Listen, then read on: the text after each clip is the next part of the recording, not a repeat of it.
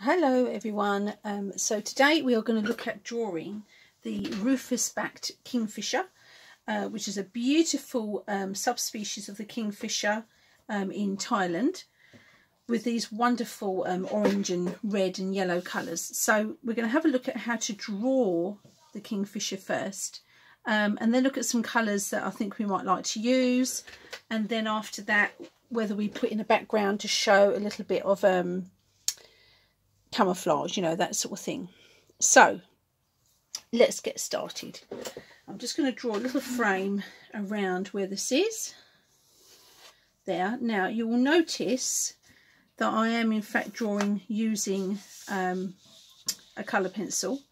Ideally, if you're going to work in colour, it is better to use a colour pencil, only because when you use a graphite you can make it a little bit dirty.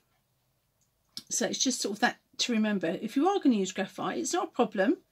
I would just pat it back with a putty rubber, just to sort of make sure that the graphite was sort of fully patted back and wasn't going to cause any greyness in the drawing, that's all. So I'm starting off with my shapes, if you like, of the head around here. As I said, if you don't want to work in colour pencil, because the problem with that is more difficult to rub out, then do use graphite. And when you're drawing it, even if you draw it, you know, quite heavily, you can always pat it back, so don't sort of worry too much. So I'm just drawing in the head shape, and what I'm looking at here is, if we bring that over, just the width of the head there, and just comparing it to the beak. So in its entirety, right up to here, it's not too dissimilar.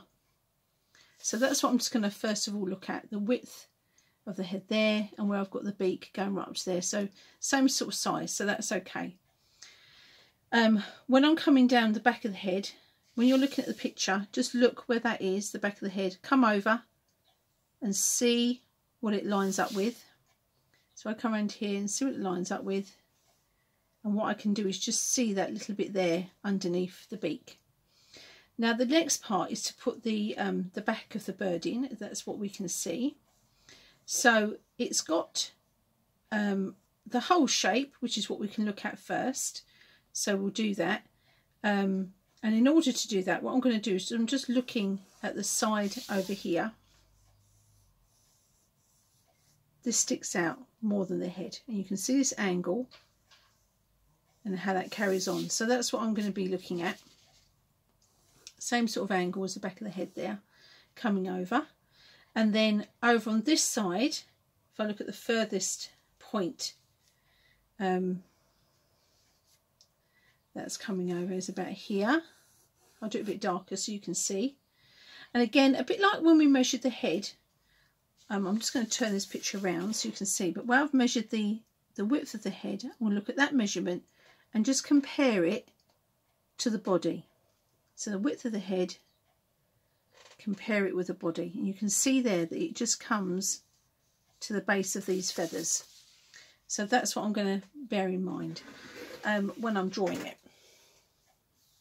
I'm just going to move this pad over a little bit as well so you can just see a little bit more there. Okay, so let's have a look at the width there and come over right here, and that's going to be our bottom of our feathers there. So let's get that in first, that shape.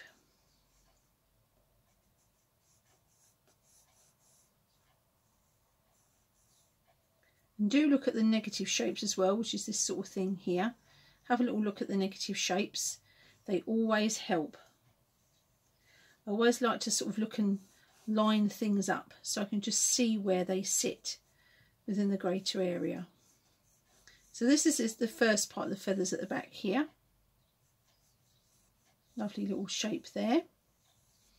And then we've got the other feathers that are just coming just down from that.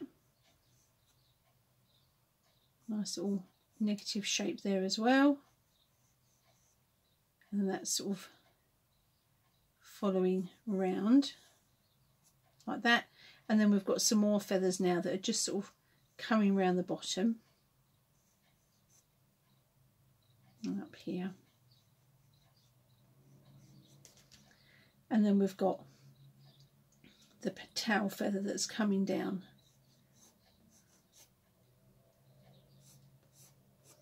And again, if you're not sure about the length of it, always compare it, you know, go back to the head, compare it to the length of the tail there, if that helps you. And then we've got the front part of the bird. You can just see a little sneaky peek of it there. And it's quite yellow around here. And then what we've got on this particular picture is that the bird is actually sitting on part of a tree. Slightly more angled, but I'm not going to worry about that. And you've just got its leg that's just peeping round, a bit of a claw there, just going around the back, and then the other claw is coming round the front there. And the same on this side, you can just sort of see a leg, and you've just got those clawed feet, just the front. So it's all about getting in these shapes first, which is what we're trying to do here. Then we're going to look at the placement of the eye, which is just sort of above where the beak is here. Just look at that space at the front and at the top, and just make sure that's okay. It looks to me like I might have to make the top of my head a little bit rounder. So I'm not worrying too much about all these marks I'm making here, because I'm doing a lovely sketch and I'm not worried about rubbing out anything. I just want you to see the basic shapes that I'm looking at when I'm drawing here. So that is our first one. Then we're going to start looking at doing a bit of a colouring in with it. So let's look at the colours that I've used. I'll just swing this back over here. Now I'm just playing with some colours at the moment. I'm not sure if I'm going to use all of them. These are from my Inktense range. And you can see the colours I've put down here, and I've listed them down there, so I don't need to read them all out necessarily. What I've done though, let's bring it over a bit more, is I've done a few squares here. This one we're going to put in with the water, and this one we're going to leave as it is, just so you can see the differences in colour as well, because that's quite important. So let's go ahead and do that. I'm just going to enlarge a little bit so we can just see that and come over. Sometimes the colours don't differ too much, but sometimes they differ quite incredibly. So we're just going to use some plain water, a little brush. So this is a number 4 sable, and it comes to a lovely point there, so that's lovely. And let's look. So the cherry one, let's just go in here. I've painted this, I've shaded it in rather quite lightly over on one side here. But what I'll do is we'll just look at half of the more intense one over there, just so you can see. So between each wash, you do need to wash your brush off and get rid of the excess water. Now the Shiraz one is always interesting, because when it's dry, you don't really see the lovely dark red that it comes out as. It looks quite brown when it's just, you know, just like a normal pencil colour. Interesting. So that's why it's important when you're playing with your Inktense or any sort of water soluble pencil to just have a play about of colour, so you can just see what it's going to come out like, because some of the colours are far more intense than you imagine, and if you're not expecting it, it can be quite a shock. So I'm going to carry on going down there, but what I want to show you while we're here, let's just do one more.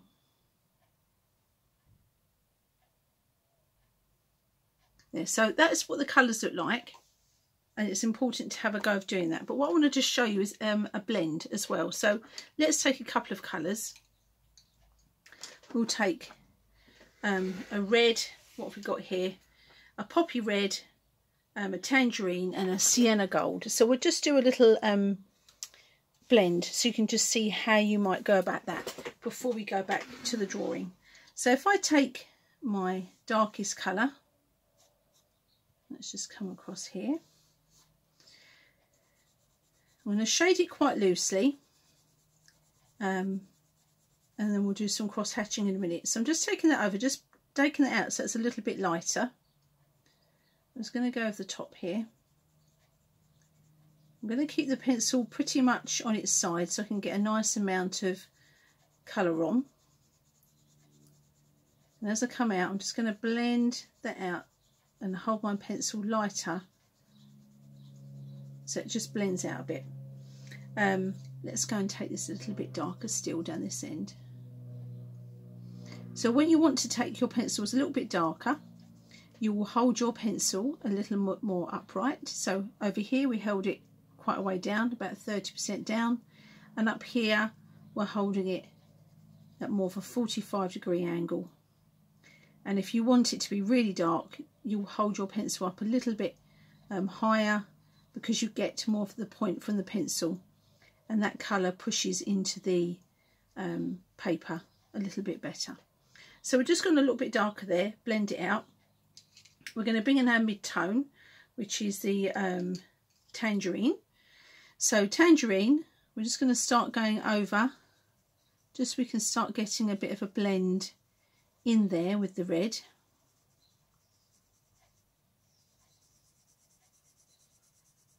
And then bring that over.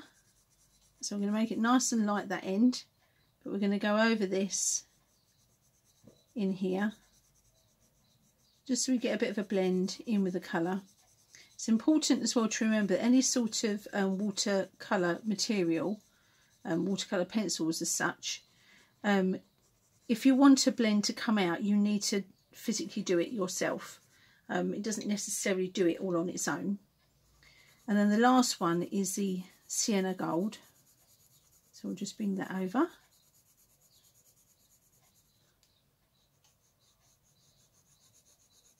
And just blend that a little bit on top there. And what I'm going to do is just blend this red over a little bit more. Like that. So there we've got the colours. When you're working, you must work light to dark, because the dark colours are very intense. So you want to go light to dark. So in that respect, I'm going to start over this side. And see how that colour comes out. It's absolutely fantastic. And as you come over,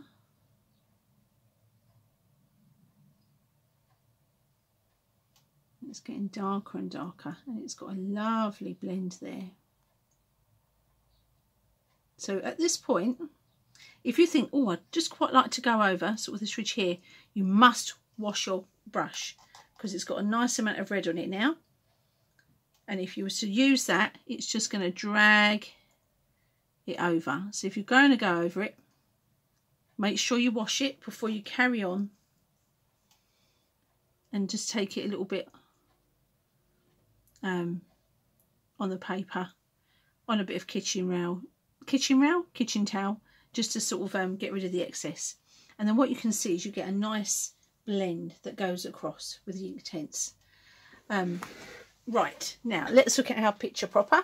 And what I'm going to do is stop this video, and then in the second one we're going to come back and look at shading the kingfisher bird.